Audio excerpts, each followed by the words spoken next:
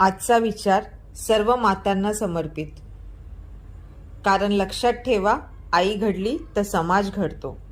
आई म्हणजे फक्त जन्म देणारी नाही, तर आई म्हणजे पहिली शाळा, आई म्हणजे पहिला संस्कार, आई म्हणजे पहिली दिशा, आई म्हणजे रमाई.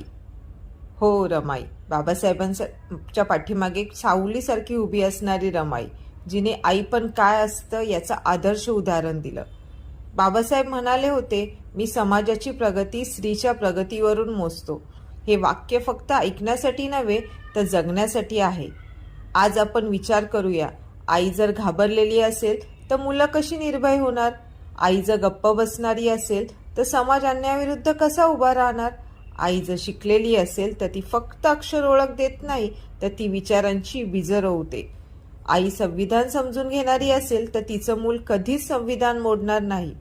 आई जर समानतेवर विश्वास ठेवणारी असेल तर तिचं घर नेहमी समतावादी समाज बनवतं. माझ्या भगिनींनो, आई असणं फक्त जबाबदारी नाही, ती एक सामाजिक भूमिका आहे. तू घडलीस तर तुझं मूल घडेल, तुझं मूल घडलं तर समाज बदलेल. आज गरज आहे आईने स्वतःला कमी लेखणं थांबवण्याची आणि मी कोण आहे या प्रश्नाचं उत्तर शोधण्याची.